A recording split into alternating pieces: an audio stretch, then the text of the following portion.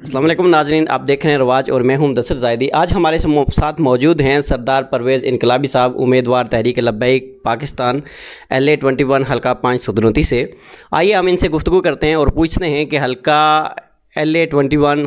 حلقہ 5 میں آپ کا تحریک لبیک کے پلیٹ فارم سے بحیثیت امیدوار اسمبلی آنا کیوں ضروری ہے، اور آپ کا حلقے میں آنے سے کیا تبدیلیاں رونما ہوں گی؟ بہت شکریہ مدثر صاحب آپ کا کہ آپ نے مجھے موقع دیا۔ تو سر بات یہ ہے کہ چونکہ ڈسٹرکٹ صدرونتی LA21 میں ایک مخصوص طبقہ جو کہ عرصہ 35 سال سے مسلط ہے، اور اس نے لوگ بڑے ہی قسم پرسی کی زندگی گزار رہے ہیں، مشکلات کی ہیں، نہ روڈیں ہیں نہ ہاسپیٹل ہیں۔ آپ ذرا دیکھ لیں، وزٹ کریں ڈسٹرکٹ صدرونتی کا جو ڈسٹرکٹ ہاسپیٹل ہے اس کی کیا کنڈیشن ہے۔ لیکن جب وزیر موصوف جب بھی آتے ہیں وہ لوگوں کو لولی پاپ دے کر لوگوں کو یہ سبز باغ دکھاتے ہیں کہ جی ہم آپ کے بڑے کام کریں گے، اور وہ ووٹ لے کے چلے جاتے ہیں۔ عرصہ 4 سال وہ غائب رہتے ہیں، 1 سال جو اینڈ رہتا ہے ان کا آخری ہوتا ہے، پھر آتے ہیں۔ پھر ان کا ایک مخصوص ٹولہ ہے جو ہر یونین کونسل لیول پہ آپ دیکھ سکتے ہیں،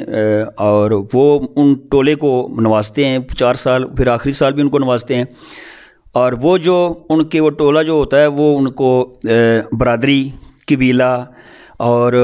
اس پہ نسلی امتیاز سے لوگوں کو فرق کر کے تقسیم کر کے پھر ان سے ووٹ لے کے ڈاکٹر صاحب کو ووٹ دے دیتے ہیں، اور ڈاکٹر صاحب منسٹر بن جاتے ہیں۔ جی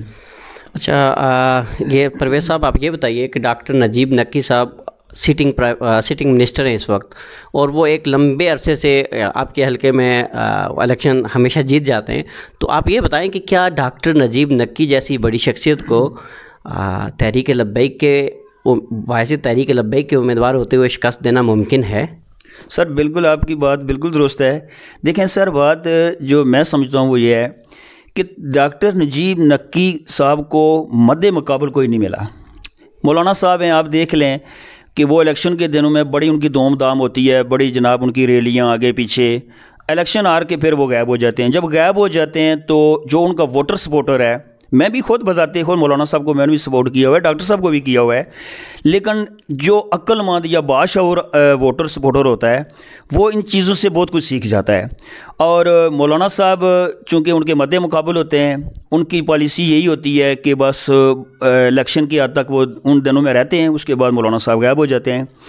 اور اس کے ساتھ جو پیپلز پارٹی کے محمد حسین صاحب سے، وہ محمد حسین صاحب اور یہ ڈاکٹر نجیب صاحب ایک ہی خاندان کے لوگ ہیں، ایک ہی سمجھو گھر کے ہیں،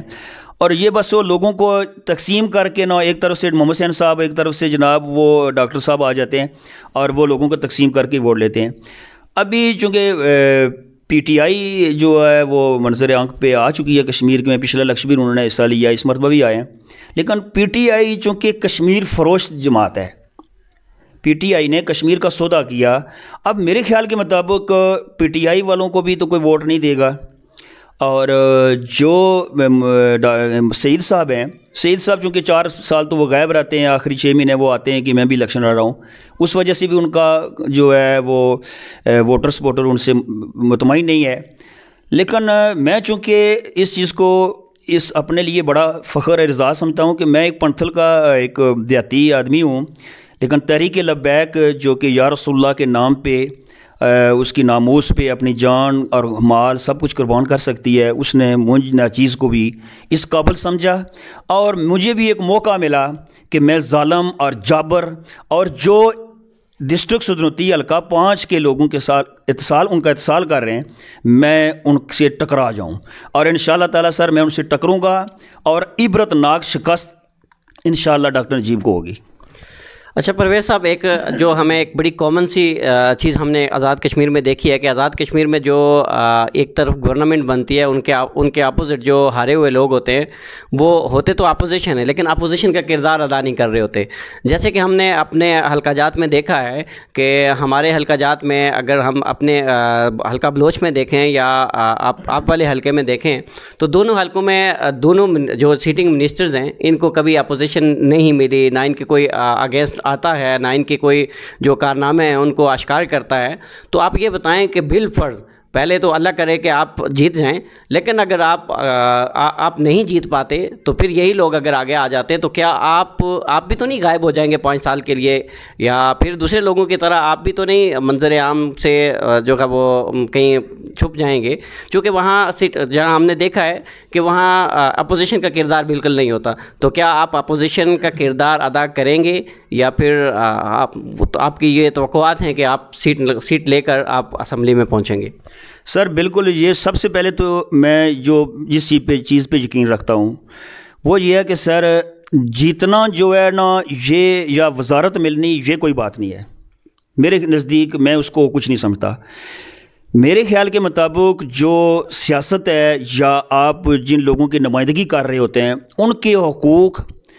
اور ان کے جو مسائل ہیں ان کی بات کرنا یہی آپ کی جیت ہوتی ہے، اور اسی صورت میں آپ کے لوگ رسپیکٹ بھی کرتے ہیں اور آپ کو وہ سپورٹ بھی کرتے ہیں۔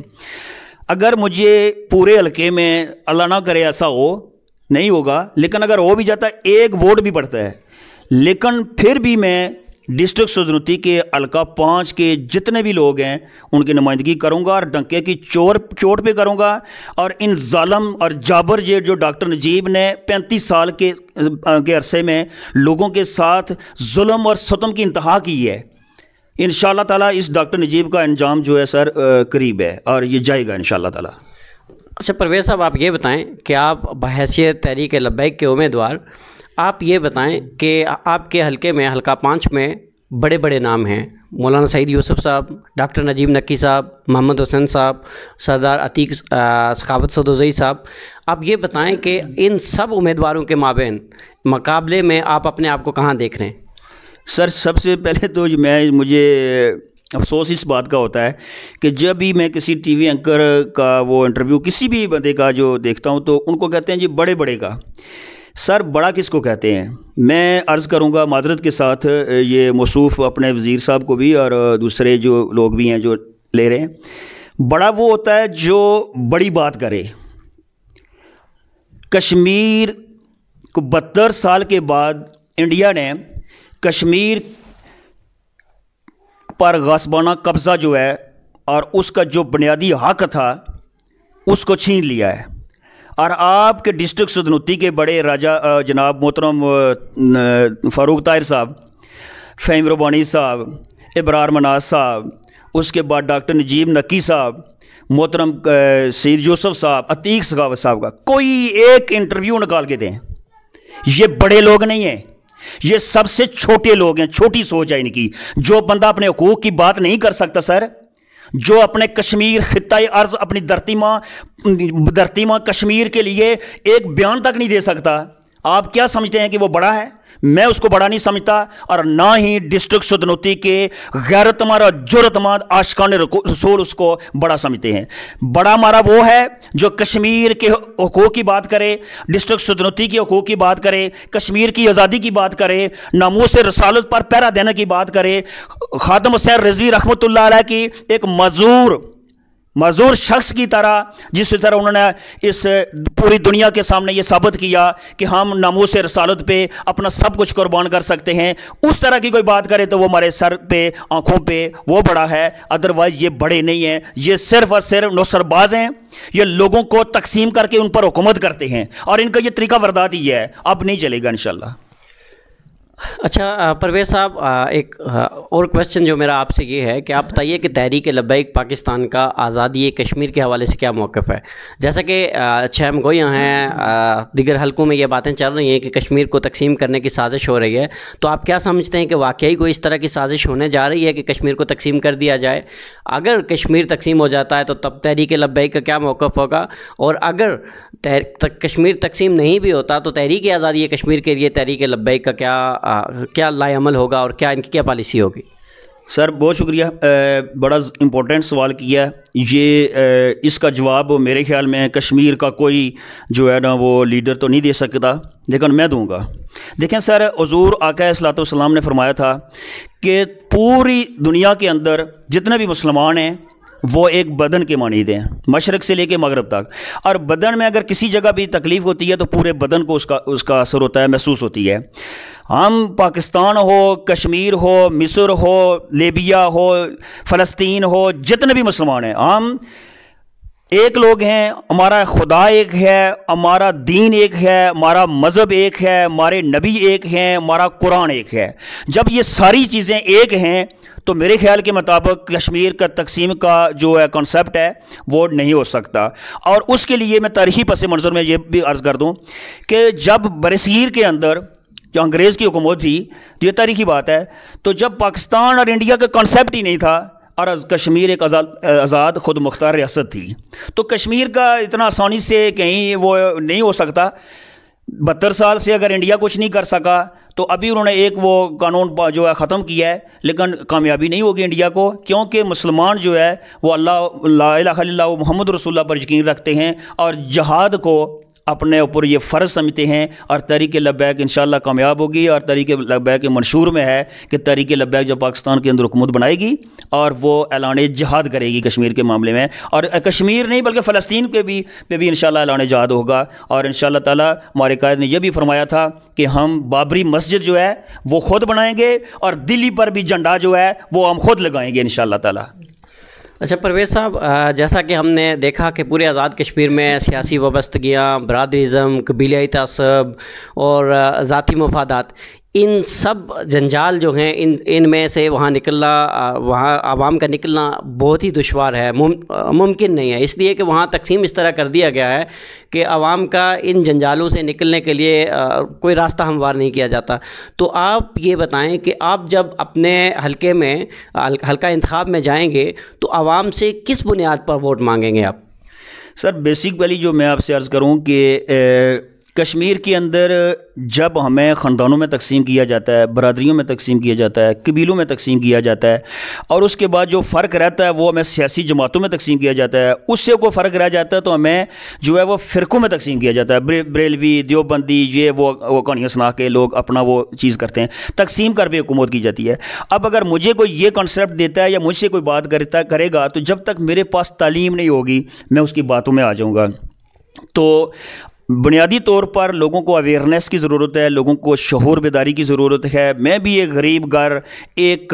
وہ چھوٹے سے گاؤں میں اور چھوٹے سے گھر سے نکل کے آج اسلام آباد کے اندر رہ رہا ہوں، تو میرے خیال میں یہ جو آپ سے بات کرنے کی میری جو گفتگو ہے اس کا یہی اندازہ آپ لگا سکتے ہیں کہ مجھے ماحول نے اور یا مجھے باہر نکل کر مجھے ماحول سے جو چیزیں سیکھنے میں ملیں اس میں میرے نزدیک نہ برادری ہے، نہ کوئی قبیلہ ہے، نہ کوئی سیاسی جماعت ہے، میرے نزدیک کچھ نہیں ہے۔ میرے نزدیک ایک ہے کہ ہم مسلمان ہیں، اور ہم یہی چیز لوگوں کو جب الیکشن میں جائیں گے اور لوگوں کو بتائیں گے کہ ان ظالموں نے آپ کو تقسیم کر کے آپ کی حکومت کی ہے، اور اگلے سال بھی اگلا جو 5 سال ہے اس کی بھی تیاری کر رہے ہیں، لیکن امید ہے کہ لوگ سمجھ جائیں گے، چونکہ ابھی نبی کا دین ہمیں تخت پہ لانا ہے، منہ سے رسالت پہ پہرا دینا ہے، اور انشاءاللہ تعالیٰ پوری دنیا کے اندر جو ہے نا اسلام کا بول بالا ہوگا، اور تحریک لبیک کا کوئی بھی کارکن نہ بک سکتا ہے نہ جھک سکتا ہے، بلکہ وہ ایک ڈنکے کی چوٹ پہ کھڑا ہو کے یہ بات ضرور کر سکتا ہے کہ ہم ان ظالموں، ان جابروں سے انشاءاللہ تعالی ڈسٹرکٹ سنوتی اور کشمیر سے ہم ان سے آزادی لیں گے انشاءاللہ۔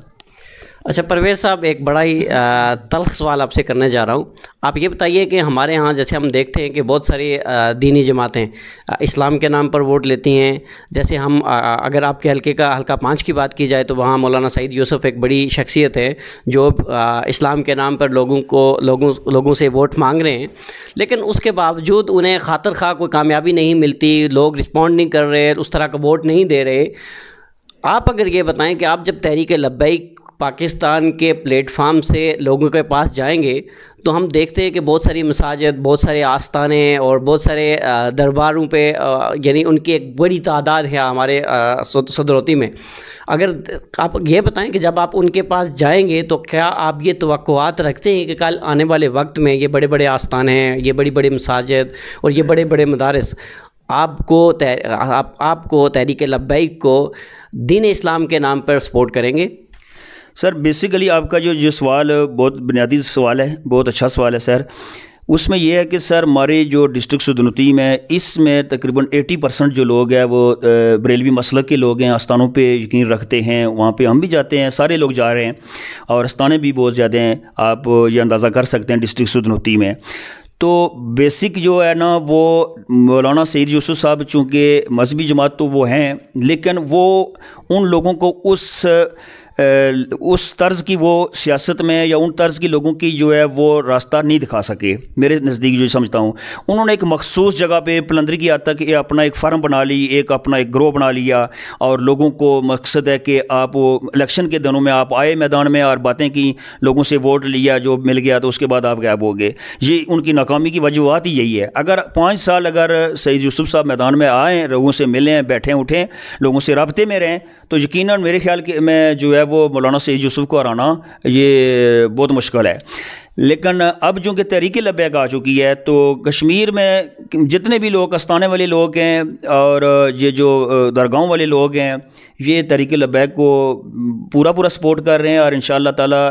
یہ ان کے جتنے مریدین اور ان کے جو بھی لوگ اس سے آستانوں سے ریلیٹڈ ہیں، اور انشاءاللہ تعالی وہ تحریک لبیک کو ووٹ دیں گے، مدرسے والے لوگ بھی دیں گے، اسکول والے، یعنی کہ تحریک لبیک کا منشور جو ہے وہ واضح ہے، اس میں وہ کسی قسم کا وہ لالچ تو نہیں دے رہے۔ نہ میں ابھی الیکشن میں کنٹیسٹ کر رہا ہوں، میں تو نہیں کہہ رہا کسی کو جی میں آپ کو نوکری دوں گا، میں تو آپ کو جناب اسکول بنا کے دوں گا، لیکن میں یہ ضرور کہوں گا کہ آج آپ اگر تحریک لبیک کو سپورٹ کریں گے، جب آپ دنیا سے پردہ کریں گے، قبر میں جائیں گے، تو حضور آقا علیہ الصلوۃ والسلام بقول ہمارے قائد محترم کہ دیکھو میرا فقیر آیا ہے۔ اچھا پرویز صاحب، ایک آخری پیغام جو آپ سے لینا چاہ رہا ہوں اپنے ویورز، اپنے ناظرین کے لیے، کہ آپ یہ بتائیں کہ آپ بحیثیت تحریک لبیک کے امیدوار، آپ ہمارے جو ناظرین ہیں یا آپ کے حلقے کے جو ووٹرز ہیں، آپ ان کو کیا پیغام دینا چاہیں گے؟ میرا پیغام یہی ہے کہ جی آپ 24 گھنٹے آپ تحریک لبیک کو سپورٹ کریں، 24 گھنٹے ڈاکٹر نجیب نکی صاحب کی طرح میرا فون بند نہیں ہوگا، اور مولانا سعید یوسف صاحب کی طرح آپ گیٹ پہ جا کے انتظار نہیں کریں گے، عتیق سخاوت صاحب کی طرح انشاءاللہ تعالی میرا قائد، میرا امت مسلمہ کا ہیرو کشمیر کا سودا نہیں کرے گا، ناموس رسالت پہ کمپرومائز نہیں کرے گا، اور جو مسلمانوں کے بنیادی حقوق ہے اس کی وہ ہم جنگ کریں گے، اور جو آپ کے بنیادی چیزیں دیکھیں بڑے مشکل میں ہیں لوگ، آپ دیکھ لیں ایک آٹے کا جو 20 کلو کا بیگ ہے، لوگ پورا دن محنت مزدوری کر کے اس مہنگائی کے دور میں وہ 20 کلو آٹے کے پیسوں کا بندوبست کرتے ہیں، لیکن جب جاتے ہیں مجھے رونا آتا ہے جب ہماری مائیں، ہماری بہنیں، ہماری بیٹیاں، ہمارے بچے، ہمارے بزرگ وہ ٹرک کے پیچھے بھاگ رہے ہیں اور ان کو آٹا تک نہیں مل رہا۔ اور بہت افسوس کا مقام یہ ہے کہ یہ جو ہمارے سیاسی مداری ڈاکٹر نجیب نکی، جو 35 سال سے یہ ظالم بندہ ادھر حکمران ہے، اس ظالم نے کچھ نہیں کیا، صرف یہ ان کو اجارہ داری ہے، اور یہ ڈسٹرکٹ سدنتی کو یہ وراثت سمجھتا ہے کہ یہ میری وراثت ہے، اور اتنا ظلم کہ آج اس ٹائم لوگوں کو آٹا کھانے کا لیے نہیں مل رہا۔ لیکن میں یہ پیغام دینا چاہتا ہوں، آپ کے حقوق کی جنگ، زندگی کا آخری قطرہ بھی انشاءاللہ تعالی میں تحریک لبیک کے پلیٹ فارم سے کھڑے ہو کے یہ آپ سے وعدہ کرتا ہوں کہ میں آپ کے حقوق کی جنگ کروں گا، چاہے وہ کشمیر کے اندر ہو، چاہے وہ پاکستان کے اندر ہو، چاہے وہ میری زندگی کا آخری لمحہ ہو، میں حق اور سچ پہ کسی قسم کا کوئی کمپرومائز نہیں کروں گا، کیونکہ زندگی زندہ دلی کا نام ہے، مردہ دل کیا خاک جیا کرتے ہیں۔ جی بہت شکریہ ناظرین، جیسا کہ آپ دیکھ رہے تھے کہ ہمارے ساتھ موجود تھے سردار پرویز انقلابی صاحب، امیدوار تحریک لبیک حلقہ 5 سدنوتی، جو اپنے خیالات آپ تک پہنچا رہے تھے، اور اپنے آنے والے جو دن ہیں جو سیاسی گہما گہمی ہونے جا رہے ہیں اس کے حوالے سے انہوں نے بتایا کہ تحریک لبیک کا کیا موقف ہوگا، تحریک لبیک کن وجوہات پر جو ہے وہ الیکشن میں حصہ لے گی، یا ان کی ترجیحات کیا ہوں گی۔ پھر انہوں نے بتایا کہ کشمیر کی جو سیاسی صورتحال ہے یا کشمیر کے منقسم ہونے پر ان کا کیا موقف ہوگا۔ تو انہوں نے کہا کہ کشمیر اگر آزاد ہوگا تو وہ ایک واحد حل ہے کہ جہاد کے ذریعے کشمیر کی آزادی ممکن ہے، اس کے علاوہ فلسطین کی بات کی، دوسری جو انہوں نے بات کی کہ ووٹ مانگنے کے حوالے سے، تو ووٹ انہوں نے کہا ہے کہ ہم خالصتاً دین کو تخت پر لانے کے لیے ہم لوگوں سے ووٹ مانگیں گے، ہم کالے نیلے پائپ تقسیم نہیں کریں گے، ہم لوگوں کو لارے لپے نہیں لگائیں گے۔ تو یہ بنیادی جو ان کا موقف تھا وہ یہ تھا۔ امید ہے آپ ان کی اس گفتگو سے ضرور محظوظ ہوں گے، اور آپ سے یہ التماس ہے پیارے ناظرین کہ آپ رواج نیوز کے جو یوٹیوب چینل ہے اس کو ضرور سبسکرائب کیجئے، فیس بک پیج کو لائک کیجئے، اور دیکھتے رہیے ہمیشہ رواج نیوز۔ والسلام، بہت شکریہ۔